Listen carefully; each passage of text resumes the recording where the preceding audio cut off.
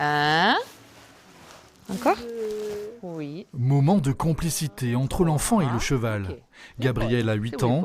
Il souffre du syndrome dit de l'X fragile, une maladie génétique qui se traduit par un retard psychomoteur et intellectuel.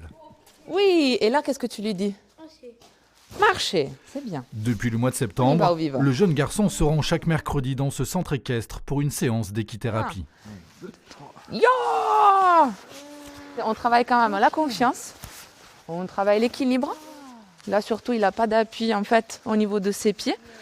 Et donc, en fait, sans appui, il arrive à se stabiliser et à redresser son tronc, donc se tenir droit. Des progrès sous le regard d'un papa impressionné. Chaque fois que j'ai assisté à une séance, j'ai trouvé effectivement qu'il avait un contact, un feeling, quelque chose avec l'animal. Et effectivement, oui, il y a une magie, il y a quelque chose qui se passe.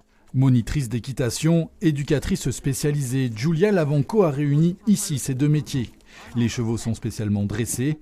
À travers eux, elle crée un environnement de confiance et de mieux-être. C'est un animal qui est hyper séduisant.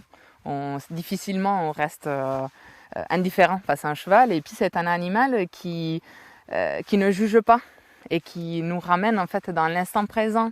Yeah, go! Pour Juliane, 9 ans, l'équithérapie a réussi à calmer ses angoisses. Le garçon timide et réservé s'est affirmé séance après séance. Je fais tourner à gauche et à droite. Je le demande d'arrêter. Les balades en famille, c'était pas possible parce que Julian refusait de faire du vélo. Il avait très peur de tomber. Donc aujourd'hui, c'est plus un souci. Il prend son vélo, il fait du vélo tout seul. Le cheval complice actif du dépassement de soi.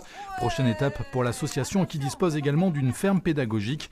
Proposer un accueil de jour pour des personnes en situation de handicap.